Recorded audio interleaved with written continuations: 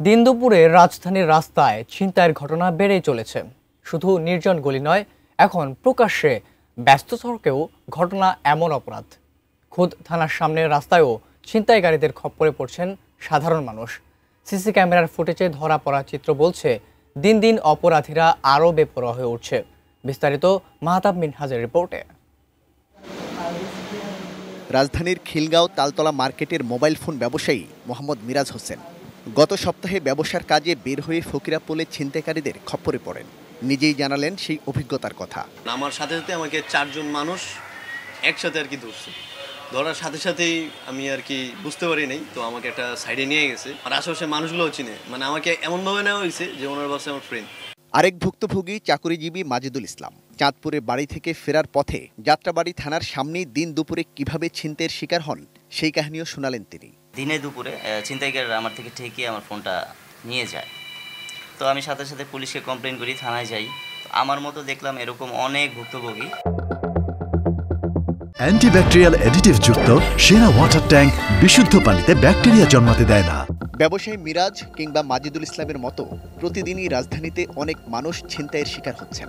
আগে রাতের আঁধার ছিল ছিনতাইকারীদের ভরসা, কিন্তু এখন দিনের আলোতেও বেড়ে গেছে এ ধরনের ঘটনা।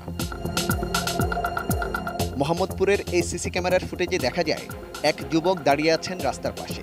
হঠাৎ দুজন এসে দেশীয় অস্ত্রের মুখে তার সবকিছু ছিনিয়ে নেয়। এখানেই শেষ নয়, আরও ভয়াবহ চিত্র ধরা পড়েছে ক্যামেরায়। ব্যস্ত সড়কের পাশেই দিনের বেলায় লুটপাট চালাচ্ছে ছিনতাইকারীরা।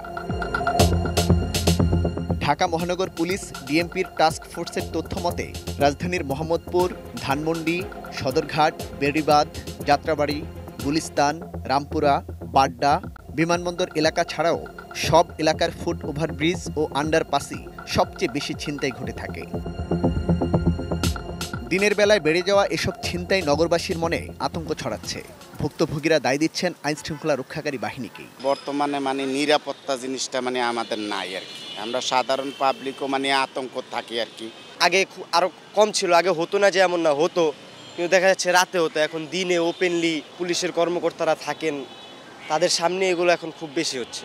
ডিএমপির হিসাব বলছে, শুধু গত 6 মাসেই রাজধানীর বিভিন্ন থানায় ছিনতাইয়ের মামলা হয়েছে 231টি, যদিও বাস্তব সংখ্যা অনেক বেশি। তবে পুলিশের দাবি, ভৌগোলিক অবস্থা ও বিপুল জনসংখ্যার কারণে এই পরিসংখ্যান স্বাভাবিক।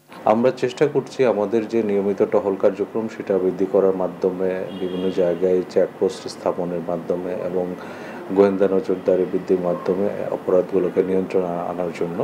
দিন দিন এভাবে ছিনতাই বেড়ে যাওয়ায় রাজধানীবাসীর উদ্বেগ বেড়েই চলছে। Mahtab Minhaj, ATN news, Dhaka.